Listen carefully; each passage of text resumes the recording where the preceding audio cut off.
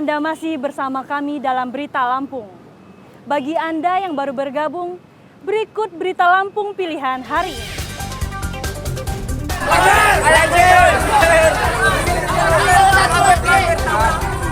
Sebuah rumah dan warung sembako di Kelurahan Negeri Olok Gading, Bandar Lampung ludes terbakar.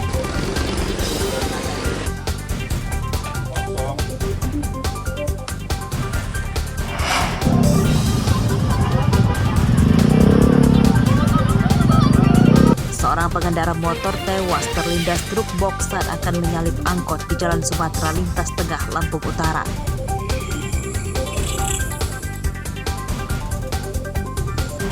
Bersama dahulu.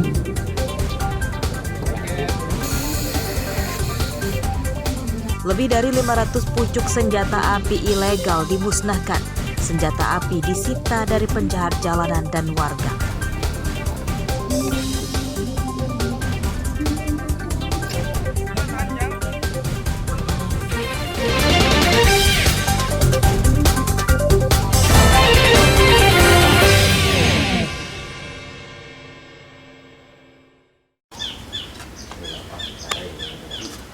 Kabar baik datang untuk Febriani, gadis pemulung singkong di Desa Gunung Agung, Kecamatan Terusan Nyunyai, Lampung Tengah, yang ijazah SMA-nya ditahan pihak sekolah karena menunggak uang SPP.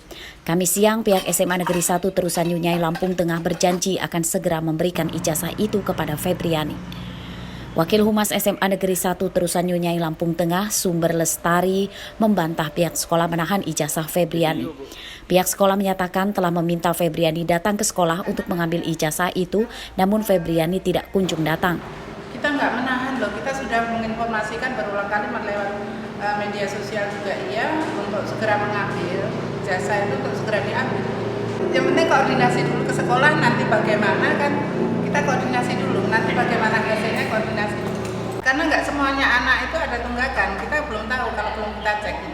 Ya, kalau yang bersangkutan mengakui ada tunggakan 6 juta katanya. Ya nanti dulu saya nggak bisa menyampaikan itu karena kita belum tahu itu ada tunggakan atau enggak.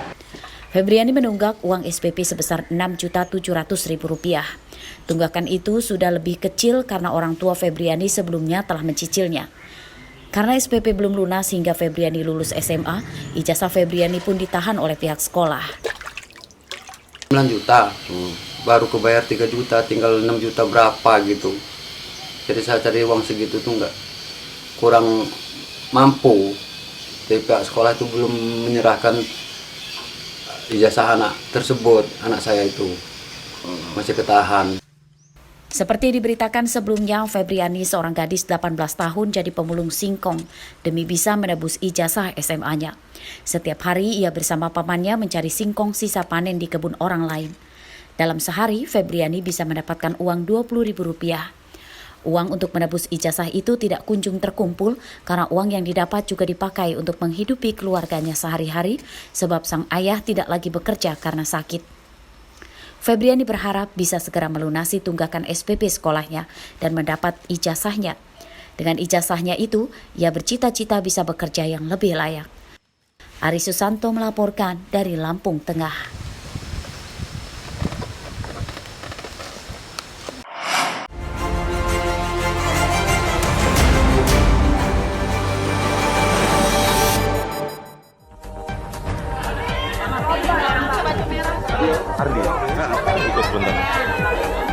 Seorang pencuri ponsel ditangkap saat sedang mengikuti lomba dalam perayaan hari ulang tahun ke-78 Republik Indonesia yang digelar Minggu siang kemarin. Tersangka Ardianto ditangkap saat masih mengenakan atribut lomba yang digelar di kawasan Bakauheni Harbor City, Lampung Selatan.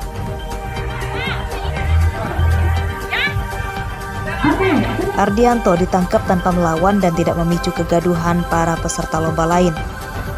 Ia kemudian langsung digelandang ke kantor kepolisian sektor kawasan pelabuhan atau KSKP Bakauheni. Ada ngejual handphone sama Ardi.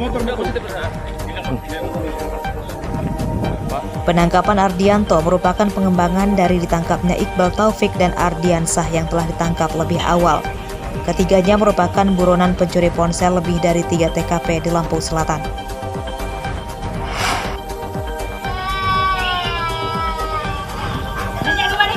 3 bocah warga desa Parda Waras, Kecamatan Semaka, Tanggamus terluka akibat digigit anjing liar pada hari Jumat sore. Ketiganya terluka di kepala, kaki, dan tangan. Beberapa luka yang lebar di kepala dan tangan harus dijahit oleh dokter. Sikapnya mulang, tinggal di lambat. Badan dia Menurut orang tuanya, ketiga bocah itu sedang bermain di depan rumah saat kejadian melintas anjing liar yang langsung menyerang ketiga korban. Anjing itu akhirnya kabur setelah diusir oleh orang tua korban.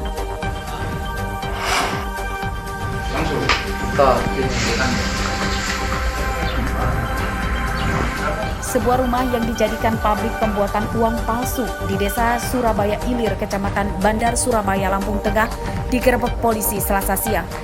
Dari rumah ini polisi menyita seribuan lembar uang kertas palsu pecahan Rp100.000 dan Rp50.000 yang tersebar di ruang tamu, ruang keluarga, lemari pakaian hingga bawah kasur.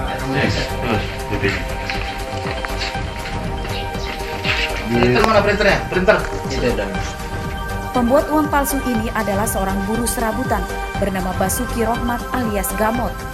Uang palsu dibuat dengan kertas biasa dan dicetak menggunakan mesin printer. Roti kamu mana? Roti ya? Saya yang ngindar barusan.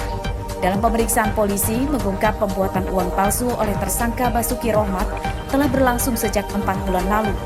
Uang palsu itu dibelanjakan saat di arena hiburan malam dan warung-warung saat malam hari.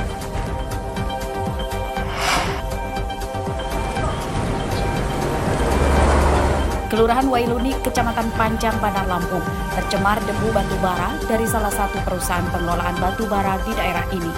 Debu batubara yang hitam itu menyebabkan polusi udara dan mengotori rumah hingga ke perabotan rumah tangga.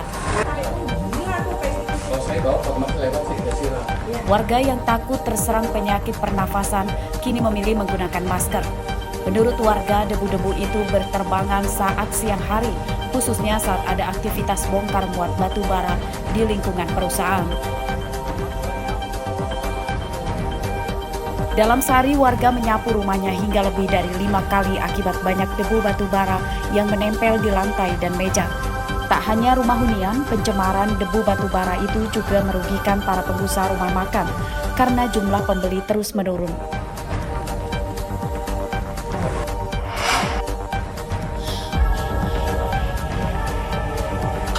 Selebgram asal Sumatera Selatan, Adelia Putri Salma, ditangkap Polda Lampung karena terlibat dalam jaringan narkotika internasional yang sedang ditangani Direktorat Polda Lampung. Dari Adelia Putri, polisi menyita 6 mobil, 3 diantaranya jenis mobil mewah yang diduga dibeli dari hasil penjualan narkotika. Kabid Humas Polda Lampung, Kombes Umi Fadilah pada Rabu siang menyatakan jaringan narkotika internasional itu terungkap dari ditangkapnya Fajar, warga Lampung yang membawa 10 kg sabu-sabu. Rupanya 10 kg sabu-sabu itu milik Kadapi alias David yang merupakan suami dari Adelia Putri yang kini sedang mendekam di Lapas Nusa Kambangan. Hasil pengembangan polisi, transaksi uang narkotika itu melalui rekening Adelia Putri dan Adelia Putri ditangkap di sebuah salon kecantikan di Palembang, Sumatera Selatan.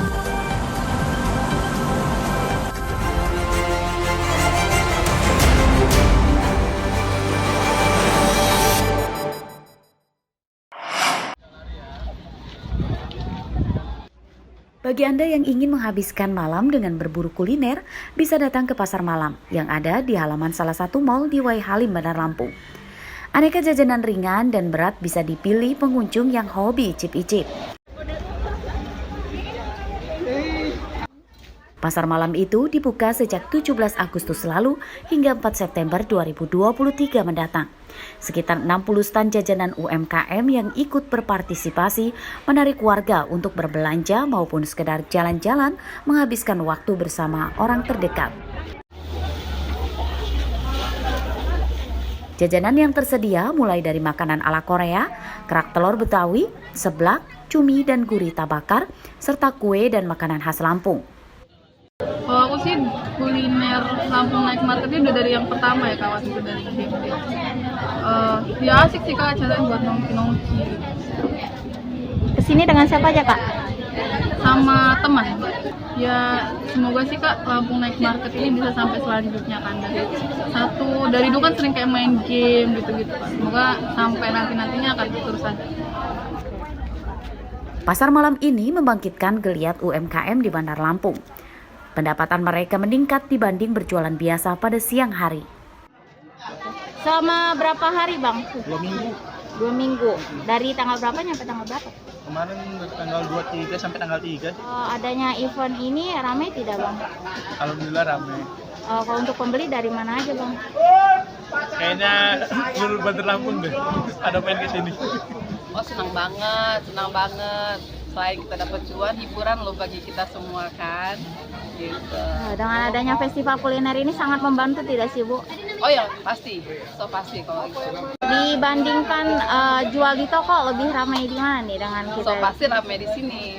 Yang pasti cita rasa Indonesia makin dikenal banyak orang karena kita punya varian makanan bermacam-macam dan harapan saya sih terus dipertahankanlah event seperti ini. Selain aneka jajanan, pengunjung juga akan dihibur dengan acara konser musik dan hiburan menarik lainnya pada malam hari libur dan hari terakhir pasar malam.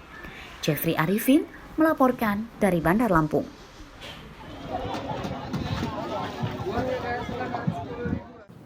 Pemirsa, informasi tadi menutup perjumpaan kita kali ini. Saya Iin Hermayani beserta redaksi yang bertugas berterima kasih. Selamat beraktivitas kembali. Sampai jumpa.